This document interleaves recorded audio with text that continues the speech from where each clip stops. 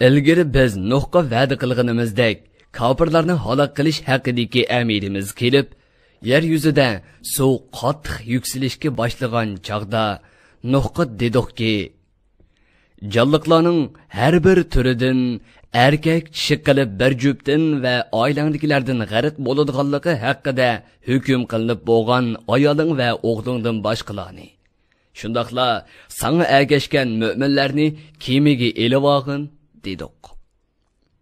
Uning qavmi ishidan faqat ozg'ina kishi iymon etgan edi. Nuh o'ziga ergishib iymon etgan kishilarga aytdi: kemiga chiqinglar, uning mengishi va to'xtishi Allah'ның ismi bilan bo'ladi. Shubhisizki, mening Rabbim qilmishiga tavba qilgan bandalarning gunohini nihoyat mag'firat qilg'uchidir. Ularga nihoyat mehribondir. Kema ularni elib tog'dek do'lqinlar ichida o'zib boradi. Nuh o'zidan yiroqda turgan o'g'lini chaqirib: "Ey o'g'lim, biz bilan birga kemaga chiqib olgin. Kofirlar bilan birga bo'lmag'in, halok bo'lib ketsan" deb to'ladi. Nuhning o'g'li: meni suvdan saqlab qoladigan bir tog'ning ustiga chiqib elib g'arq bo'lishdan saqlanib qolaman dedi. Nuh: bugun Alloh taqdir qilgan halokatdan faqatla Alloh rahim qilgan va biz bilan birga kemiga chiqib olgan odamdan boshqa hech kim qutulib qolmaydi dedi. Yuksilib kelgan do'lqin Nuh bilan o'g'lini bir-biridan ayiribdi. Uning o'g'li to'pon balosida suvga g'arq bo'lib halok bo'lg'uchilarning qatoridan bo'ldi.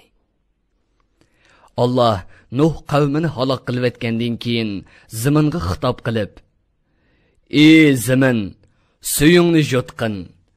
Ey bulut, yomg'irni to'xtatqin" dedi. Suv tortildi. Allohning Nuh qavmini halok qilish amiri amalga oshdi. Kema Judi teg'ining ustida to'xtadi. Allohning belgilimisidan chetnab ketgan va uningga iymon etmagan qavm halok bo'lsin deyildi. Nuh Rabbiga iltijo qilib: "Ey Rabbim, sen mening oilamdagilarni halokatdan saqlab qolishga va'da qilgan eding. O'g'lim mening oilamdandir. Sheksizki, sening va'dang albatta haqdir. Sen haqiqatan eng to'g'ri va eng odil hukm qilg'uchidirsan" dedi.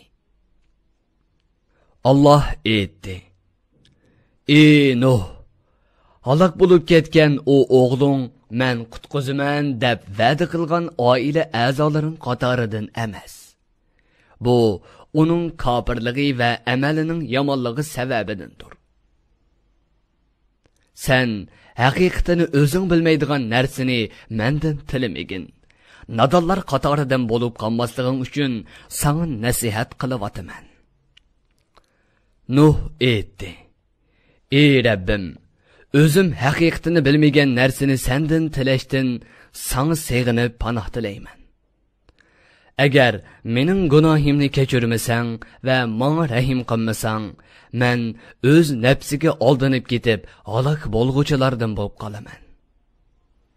Alloh aytdi: "Ey Nuh, sen sana va sen bilan kemiga chiqqanlarga biz tarafdan berilgan omonlik, salomatlik va barakatlari bilan kemadan tushgin.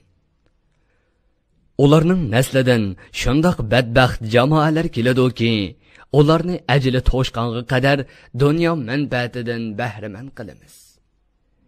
Ondan ular qiyomat kuni o'zlarining kufrligi sababli bizning qattiq azobimizga uchraydi." Ey payg'ambar, biz sana bayon qilib bergan ashu qissalar o'tgan ummatlarning xabarlari bo'lib, ularni biz sana vahiy orqali bildirib atamiz.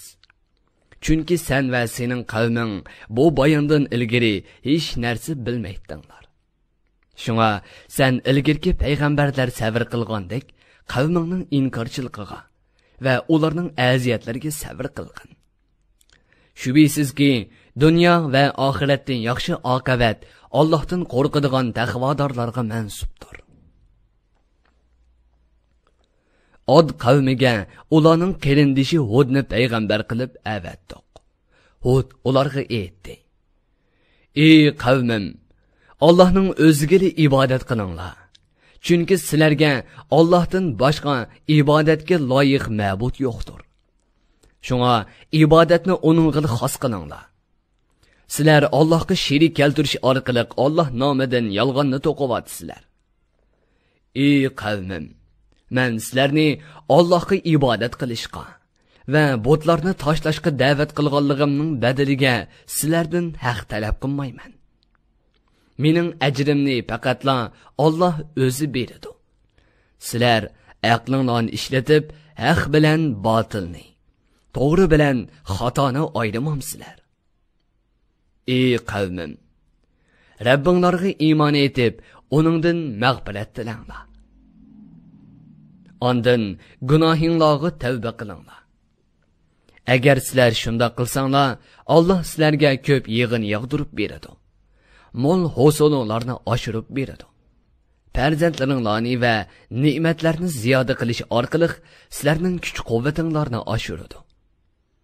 Shunga sizlar menga osiylik qilishni tashlanglar. Mening da'vatimdan yuz o'rmanglar." Ular aytdi: "Ey Hud, sen da'vat qilayotgan dinning rostligi to'g'riliq bizga hech qanday ro'shan dalil keltirmading. Biz cho'qinib kelayotgan ma'budlarimizni sening so'zingga kirib tashlamaymiz. Biz sening payg'ambarligingga ishonmaymiz. Biz sana sen bizning ma'budlarimizga cho'qinishdan to'sqanliging uchun ma'budlarimizning bir qismi seni salon qilib qo'yibdi debla aytamiz." Hud ularga aytdi: "Men sizlarning Allohga sherik qilib olgan butlaringlarga cho'qinishdan albatta yiroqman. Sizlar va butlaringlar birlashib, menga suiqasd qilishga o'rnib beqinglar. Hatto menga ozroqmi muhlat bermay tutish qilinglar." Chunki Hud alayhissalom qavmining va qavmi cho'qinayotgan butlarning uningga qilchi ziyon yetkazolmaydiganligiga chin ishonadi. Cheksizki men mening Rabbim va sizlarning Rabbinglar bo'lgan Allohga tayandim. Hamma narsa Allohning mulkidir va uning boshqarishidir. Menga Rabbimning irodasi sirtida hech narsa bo'lmaydi. Alloh hammaga qodirdir. Yer yuzidagi jonliqlarning hammasi Allohningdir. Rabbim to'g'ri yo'ldadir. Ya'ni hukmlarida, belgilimlarida adolatlikdir. Yaxshilarning yaxshiligiga asosan mukofotlaydi. Yomonlarni yomonligi sababli jazolaydi. Agar sizlar mening Allohga ibodat qilinglar, butlarga cho'qinmanglar degan da'vatimni qabul qilishdan bosh tortsanglar, men sizlarga Rabbimning dinini yetkazib qo'ydim. Sizlar endi da'vatimni anglamadik deyolmaysizlar. Agar sizlar Allohga iymon etmasanglar, Alloh xolisa sizlarni halok qilib etib, o'rninglarga boshqa bir qavmni keltirib, ularni sizlarning yer makonlaringlarga va mol mulklaringlarga ega qiladi. Ular Allohga xolis ibodat qiladi. Sizlar Allohga qilchi ziyon yetkazolmaysizlar. Rabbim haqiqatan har bir narsani ko'zitib turg'uchidir. O meni sizlarning yomonliginglardan saqlaydi. Bizning Hud qavmini jazolash haqidagi buyrug'imiz kelganda, Hudni va uning bilan birga bo'lgan mu'minlarni rahmatimiz bilan qutqizdik. Ularni Od qavmiga tushgan qattiq azobdan xalos qildik. Ani shu Od qavmi Allohning oyatlarini inkor qildi. Allohning payg'ambarlariga osiylik qildi. Ular haqiqatni qabul qilmaydigan har qanday mutakabbirning buyrug'iga itoat qildi. Ular bu dunyoda Allohning la'natiga uchradi. Qiyomat kunimi la'nat kuchiraydi. Bilinglarki, Od qavmi Allohni inkor qildi. Allohning payg'ambarlarining amriga osiylik qildi. Od qavmi Allohga sherik keltirganligi va Allohning ne'matlariga tuzkorlik qilganligi uchun ular Allohning rahmatidan yiroq qilindi va halok bo'lib tugashdi. Samud qavmiga ularning qarindishi Solihni payg'ambar qilib avatdiq. Solih ularga aytdi: "Ey qavmim, Allohga sherik keltirmay, uning o'ziga ibodat qilinglar. Sizlarga Allohdan boshqa hech bir iloh yo'qdir. Allah sizlarning otanglar Odamni tuproqdan yaratgan, sizlarni zaminni obodlashtiruvchi qilgan zotdir. Sizlar Allohdan gunohinglarni mag'firat qilishni tilanglar. Alloh tarafga qaytib tavba qilinglar. Chunki Rabbim ixlos bilan ibodat qilgan va o'ziga tavba qilib yuzlangan bandasiga eng yaqindir.